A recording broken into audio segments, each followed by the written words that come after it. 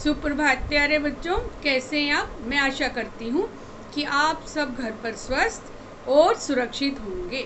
ईश्वर तुम्हें लंबी उम्र प्रदान करे और आप अपने जीवन में बहुत तरक्की करें। आज हम करेंगे हिंदी व्याकरण में कारक और उसके भेद। तो कारक क्या है और इसके कितने भेद हैं। वे शब्द जो संज्ञा और स्वर्णम का वाक्य में आए अन्य शब्दों और क्रिया के साथ संबंध स्थापित करते हैं वे कहलाते हैं कारक। और हिंदी में कुल कारक के 8 भेद हैं। तो हम एक एक करके इन 8 भेदों के बारे में जानेंगे। और हर कारक का अपना चिन्ह होता है। इस चिन्ह को हम परसर्ग या विभक्ति भी कहते हैं। तो सबसे हम पहले करेंगे कारक की परिभाषा। अब हम करेंगे कारक की परिभाषा। संज्ञा और स्वर्णम के जिस रूप से वाक्य के अन्य शब्दों के साथ उनका संबंध क्रिया से सूचित हो, क्रिया से जाना जाए, उसे कारक कहते हैं। और कारक के कितने भेद हैं। कारक के 8 भेद हैं। सबसे पहले हम करेंगे कर्ता कारक। इसका चिन्ह है ने। कर्ता कारक और इसका चिन्ह है ने। तो कर्ता कारक क्या है। जिसके द्वारा कार्य किया जाए, अर्थात काम को करने वाला या क्रिया को करने वाला कर्ता कारक कहलाता है और इसका चिन्ह है ने। आइए उदाहरण देखते हैं। जैसे छात्र पढ़ाई कर रहे हैं। अब इस वाक्य में देखिए, छात्र पढ़ रहे हैं, क्रिया कर रहे हैं पढ़ाई। कौन कार्य कर रहा है। छात्र। क्रिया को करने वाला कौन है। छात्र। और ये छात्र क्या कहलाएंगे। कर्ता। और इसका चिन्ह क्या है ने। आप ध्यान देंगे कि अक्सर या हम कहें कई बार ने विभक्ति का लोप हो जाता है, लेकिन ये होता कर्ता कारक ही है।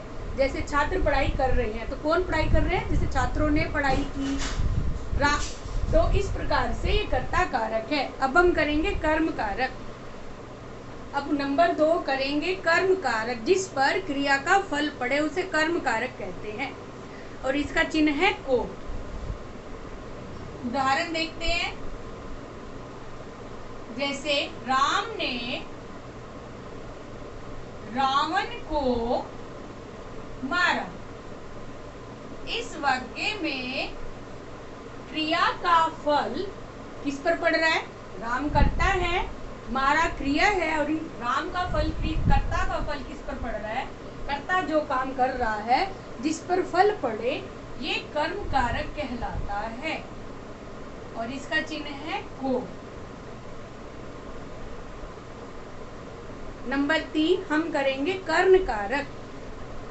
कर्ण कारक अर्थात जिस माध्यम से क्रिया की जाए उसे कर्ण कारक कहते हैं और इसका चिन्ह से के द्वारा, के कारण। उदाहरण देखते हैं। जैसे इसी ऊपर वाले वाक्य को लेते हैं। जैसे राम ने रावण को मारा। अब मैं यहाँ लिख दूं राम ने बाण से रावण को मारा। तो क्रिया किससे संपन्न हो रही है। बाण से।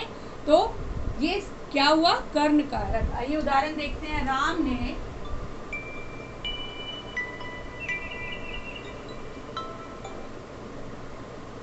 बाण से रावण को मारा। तो राम ने रावण को मारा, क्रिया राम करता और राम किस माध्यम से रावण को मार रहा है। बाण से। तो ये हुआ हमारा कर्ण कारक।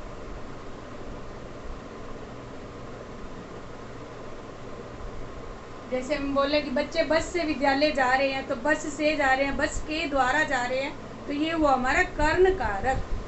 नंबर 4 करेंगे संप्रदान कारक। अर्थात कर्ता जिसके लिए क्रिया करता है, जिसके लिए उस कार्य को करता है, उसे कहते हैं संप्रदान कारक। और संप्रदान कारक का चिन्ह है के लिए। जिसके लिए कर्ता कार्य करता है, कर्ता जिसके लिए कार्य कर रहा है वो संप्रदान कारक कहलाता है। जैसे माँ ने बच्चों के लिए फल काटे। अब माँ ने किसके लिए फल काटे? बच्चों के लिए। तो ये क्या है? संप्रदान कारक है। माँ किसके लिए कार्य कर रही है? किसके लिए फल काट रही है? बच्चों के लिए। और संप्रदान कारक का चिन्ह क्या है? के लिए। इसकी पहचान है के लिए।